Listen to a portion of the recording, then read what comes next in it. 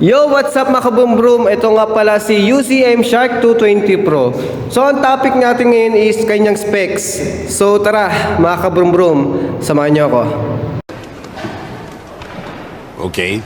UCM Shark 220 Pro, kanyang specs is 4x2, carburetor type, fuel capacity is 5 liters, gear is automatic, forward, neutral, reverse, 2-seater, meron din siyang kasamang backrest.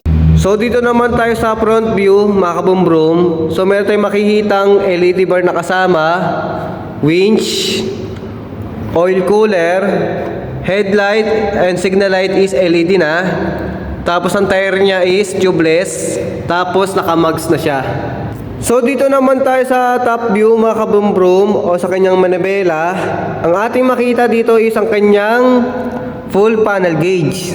So ito ang kanyang RPM, kilometers per hour, kilometers per record, gas gauge, gear position kung naka-drive, neutral, reverse. Nandito ang kanyang switch ng hazard.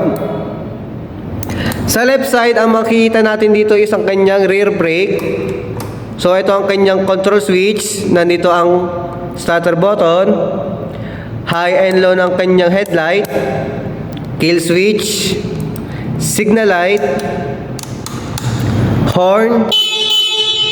Sa baba, meron tayong kasamang USB port na pwede tayong mag-charge ng cellphone or speaker.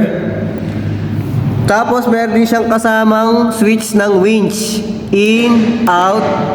Meron din siyang kasamang remote para sa winch. Tapos sa right side, nandito ang kanyang front brake.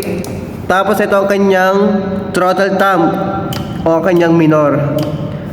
Tapos sa right side sa baba, nandito ang kanyang key switch. Tapos sa center, nandito ang kanyang gas tank. So dito naman sa likod, mayroon tayong makikita ang kanyang muffler, signal light, stop light, reverse light. Tapos pwede tayong maglagay dito ng tow ball or maglagay tayo ng agri-trailer na para maghila. So mga kaboom-broom, sa mga naghahanap na ATV na formado, maangas, high quality, ito na yon, UCM Shark 220 Pro. Price is 160,000 pesos. Nice.